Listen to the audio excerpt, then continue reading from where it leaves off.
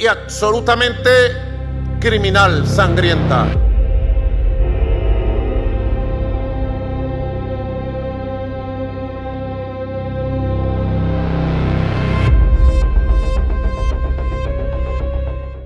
সাগরের ঢেউগুলো নীরব, সূর্যাস্তের রং আকাশে ছড়িয়ে পড়ছে সোনালি ও লাল ছায়ায়।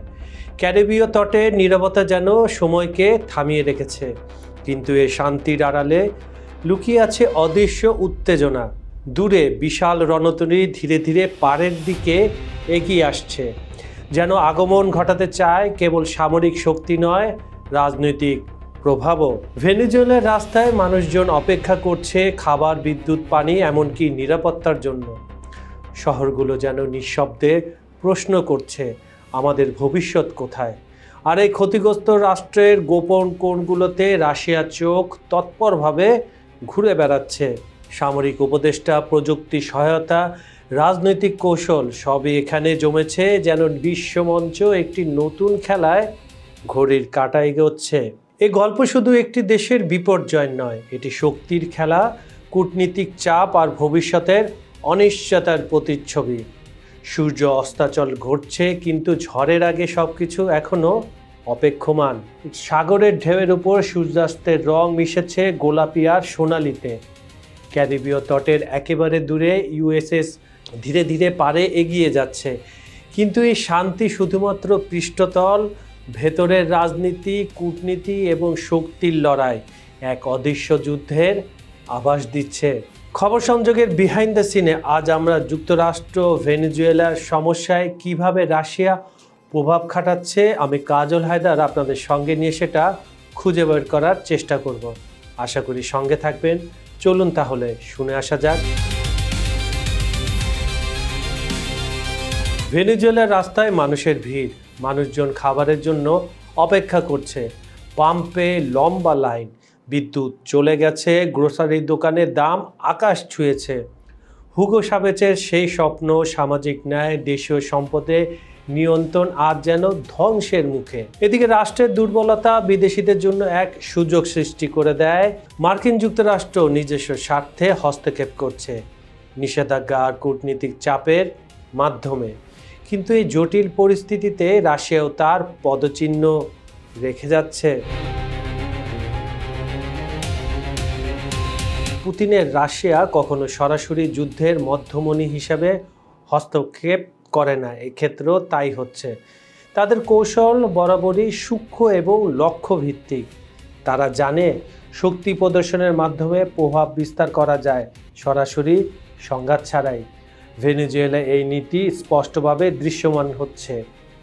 রাশিয়ার ঘনিষ্ঠতা একদিকে দেশটির তেল ও প্রাকৃতিক সম্পদের নিয়ন্ত্রণ নিশ্চিত করতে চাইছে, অন্যদিকে মার্কিন যুক্তরাষ্ট্রকে কৌশলগতভাবে চাপে রাখছে যেন এই অঞ্চলে কোনো সিদ্ধান্ত তাদের স্বার্থের বিরুদ্ধে নেওয়া কঠিন হয়ে পড়ে।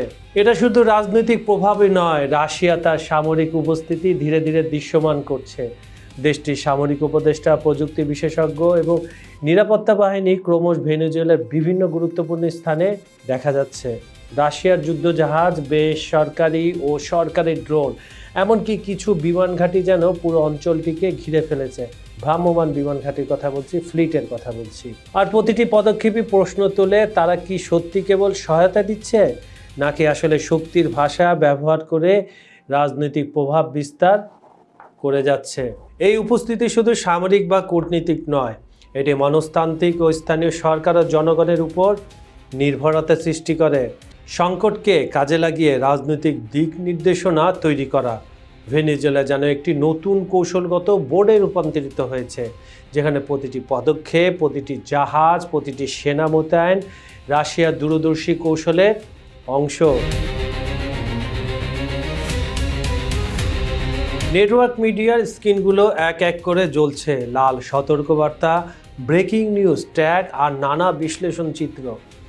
কমেন্টারি ঘন করছে, রাশিয়ার পদক্ষেপ ভেনেজুয়েলায় অশান্তির মাত্রা বাড়াচ্ছে। এভাবে পশ্চিমারা প্রোপাগান্ডা ছড়াচ্ছে।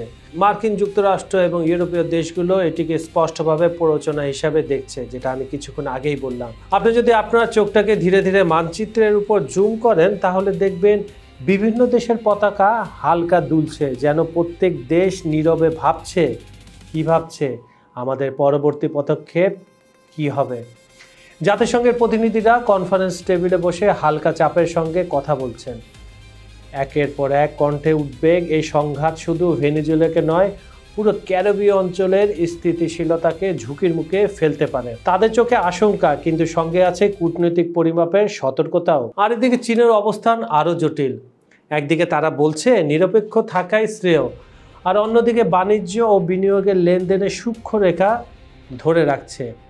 চীনা বিশ্লেষকরা আবার মনে করছেন প্রতিটি পদক্ষেপে তাদের শক্তি এবং অর্থনৈতিক স্বার্থের ভারসাম্য রক্ষা করতে হবে, ঠিক যেন রাশিয়া যেভাবে করে যাচ্ছে তারই অনুরূপ বলতে পারেন আপনি। আর ভেনেজুয়েলা এখন যেন একটা বড় গ্লোবাল বোর্ড। শক্তির খেলা, কূটনীতির চাপ, অর্থনৈতিক বিনিময় সবই এই এক দেশকে কেন্দ্র করে চারপাশে ঘুরছে, এবং প্রতিটি দেশের চালে চাপা উত্তেজনা বাড়ছে, অনিশ্চয়তা বেড়েই চলেছে, স্বার্থের সংঘাত স্পষ্ট হয়ে উঠছে। যেন আমরা চোখের সামনে দেখছি একটি নতুন কৌশলগত যুদ্ধের রূপরেখা তৈরি হতে, অথচ কারো কিছু করার নেই। যদি রাশিয়া সরাসরি আরো সক্রিয় হয়ে ওঠে, তাহলে ভেনেজুয়েলার আকাশ, সমুদ্র আর রাস্তায় পরিবর্তনের আভাস দেখা যাবে। স্বাভাবিকভাবে সবকিছু চেঞ্জ হতে থাকবে। তেল রপ্তানি বলেন, সামরিক উপস্থিতি বলেন এবং কূটনীতিক চাপ সবই একে অপরের সাথে একেবারে জড়িয়ে যাবে। দূরে ক্যারিবীয় সাগরের তটরেখায় রাশিয়ার জাহাজ এবং ড্রোনের ছায়া যেন এক অদৃশ্য সতর্কবার্তা পাঠাতে চলেছে। শহরের প্রতিটি সংবাদপত্র, প্রতিটি টিভি স্ক্রিন এই অদৃশ্য যুদ্ধের খবরে ফেটে পড়বে। মার্কিন যুক্তরাষ্ট্র তখন দাঁড়াবে দ্বন্দ্বের এক নতুন মুখোমুখি। তার কাজে তো এটাই। কূটনীতি আর সামরিক প্রস্তুতি দুটিই বাড়ানো হবে একসাথে, যেটা সে অন্যান্য দেশেও করে থাকে। শীতল কনফারেন্স রুমে মার্কিন পলিসি মেকাররা দ্রুত সিদ্ধান্ত নেবেন। যে কোনো ভুল পদক্ষেপ ভেনেজুয়েলাকে এবং ক্যারিবীয় অঞ্চলে স্থিতিশীলতাকে একেবারে বিপন্ন করতে পারে। কিন্তু শহরের ভেতরের জীবন কেমন হবে? রাস্তার ফুটপাত, বাজার, হাসপাতাল, যেখানে মানুষ প্রতিদিন তেলের সংকট, বিদ্যুৎ বিভ্রান্ত, খাদ্যের অভাব আর নিরাপত্তার অনিশ্চয়তার সঙ্গে যুদ্ধ করে যাচ্ছে, তাদের জীবন হয়ে উঠবে আরও ভগ্নশীল, আরও বিপজ্জনক। প্রতিটি নতুন দিন যেন এক নতুন যুদ্ধের প্রতীক্ষায় থাকবে। শিশুদের কণ্ঠে হাসি কমে যাবে, আর প্রাপ্তবয়স্কদের চোখে অবরুদ্ধ হতাশা আরও বড় হতে থাকবে। এবং বিশ্ব অবশেষে দেখছে কোনো দেশের পদক্ষেপ আসলে শক্তি প্রদর্শন আর কোনটা মানবিকতার নামে হুমকি। ভেনেজুয়েলার প্রতিটি সংকটের মুহূর্তে যেন পুরো পৃথিবীর অন্য এক কূটনীতিক এবং মানবিক পরীক্ষা। সূর্যাস্তের আভা এখনও শান্ত, কিন্তু তেলের জলে ভেসে আসা ঢেউয়ের মতো আসন্ন ঝড়ের আগমনের স্পষ্ট ইঙ্গিত দিচ্ছে তা। এই পুরো বিষয়টি, ভেনেজুয়েলা মার্কিন নিষেধাজ্ঞা, মার্কিন হামলা হতে পারে, রাশিয়ার ইনভলভমেন্ট, রাশিয়া ভেনেজুয়েলার পাশে থাকবে কি থাকবে না, যদি আপনারা এটাকে একেবারে শেষ করে দিতে চান, এই বিশ্লেষণগুলো যদি আপনি পৃথক পৃথকভাবে এক জায়গায় নিতে চান, তাহলে আপনি দেখবেন ভেনেজুয়েলা এখন কেবল একটি দেশ নয়, এটি হয়ে উঠেছে গ্লোবাল কূটনীতি, যেটা আমি আগেই বলেছি দাবার বোর্ড হয়ে গেছে। এটা সূর্যাস্তের আভায় সোনালি রক্তিম আলো, নদী, সৈকতের বালি উভয়কে অচেনা রঙে রাঙিয়ে যাচ্ছে। কিন্তু এই দৃশ্যের ভেতরে যে শান্তি ভাসছে, তাকে আমরা কি বলতে পারি? তা কেবল ভ্যানিশিং ইলিউশন বা গভীরে ঝড়ের মেঘ জমে আছে, সেটাই বলতে পারি। প্রতিটি রাজনৈতিক চক্রান্ত, প্রতিটি সামরিক প্রস্তুতি, প্রতিটি কূটনৈতিক চাপ সবই যেন এই শান্তির আড়ালে লুকিয়ে থাকা তীব্র শক্তির প্রতিফলন ঘটাচ্ছে। শহরগুলো নিঃশব্দ, মানুষের চোখে হতাশা আর আশার মিশ্রণে তৈরি হয়েছে অদ্ভুত এক দৃষ্টিভঙ্গি। আর দূর থেকে আসা যুদ্ধজাহাজ, উড়োজাহাজ, গোপন সেনা কৌশল সবই যেন স্মরণ করিয়ে দিচ্ছে যে এই শান্তির আড়ালে যে ঝড় ঘুমোচ্ছে, তার ঘড়ির কাঁটা ইতিমধ্যেই টিকটিক করছে। ভেনেজুয়েলার ভাগ্য কেবল স্থানীয় জনগণের নয়, বরং গ্লোবাল শক্তি সমীকরণের অংশ হয়ে উঠেছে। এই পুরোটা ভেনেজুয়েলার যে দৃশ্য, এটা যদি আপনি চিন্তা করেন, তাহলে এটা হয়ে গেছে বৃহৎ নাটকে শুরু। সূর্য অস্তাচল ঘটছে, কিন্তু পৃথিবীর রাজনীতির তপ্ততা এবং সামরিক উত্তেজনা এই সুন্দর দৃশ্যের সঙ্গে তীব্র বিরোধে স্থির হয়ে আছে। পৃষ্ঠতল শান্ত, কিন্তু গভীরে ঝড়ের আগে সবকিছু এখনো অপেক্ষমান। সুপ্রিয় দর্শক, খবর সংযোগের বিহাইন্ড দ্য সিনের এই অনুষ্ঠানটি আপনাদের কেমন লেগেছে আমাদের জানাবেন। আমাদের ভিডিওগুলো লাইক, কমেন্ট ও শেয়ার করবেন। আমাদের চ্যানেলটি সাবস্ক্রাইব করে রাখুন। আজ এখানেই বিদায় নিচ্ছি। আগামীকাল আবার দেখা হবে একই চ্যানেলে, একই সময়। ভালো থাকবেন, সুস্থ থাকবেন। ধন্যবাদ সবাইকে।